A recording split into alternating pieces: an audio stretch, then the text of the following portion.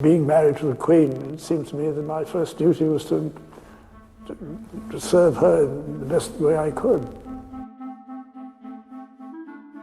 I toyed with the idea of going to the RAF, but my uncle persuaded me to try the Navy. And I had to sit the civil service exam to get into as a special entry cadet. Went to Dartmouth in '39, I suppose. When the Queen succeeded, we sort of chatted about who would do what, I suppose. And I thought that if I could relieve her of the management of the estates, it would save a lot of time. Like all families, we went through the full range of pleasures and tribulations of bringing up children. I'm naturally somewhat biased, but I think our children have done rather well under very different and difficult and demanding circumstances. No two marriages are quite alike. However, I think that the main lesson that we've learned is that tolerance is the one essential ingredient of any happy marriage. It may not be quite so important when things are going well, but it is absolutely vital when things get difficult. And you can take it from me that the Queen has the quality of tolerance and abundance. It's been a challenge for us, but by trial and experience, I believe we have achieved a sensible division of labour and a good balance between our individual and joint interests.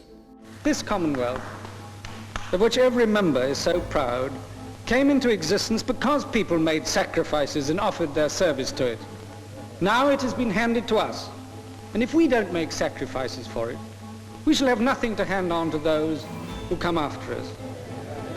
And the world will have lost something of much greater value than just a grand conception. A lot of well-meaning people to wring their hands in conference and to point out the dangers of pollution or destruction of the countryside, if no one is willing or capable of taking any action. The impassioned speeches will be so much effluent under the bridge unless it is followed by drastic political action. Well, sir, time is fast running out. What we're trying to do, at least in future, is to try and persuade people to, as much as possible, to coexist with the natural wildlife in their areas. If you don't give young people the opportunities to find out about life, to find out what's worth doing, and to be able to develop their capacities and their physical abilities, they're never going to get anywhere. People in this generation have any feelings whatever for their descendants.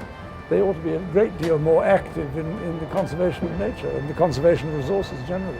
I think to try and create a memorial to yourself while you're alive is slightly indecent, I think. I'd rather other people decided what legacy I'd left. I mean, I'm not trying to create one.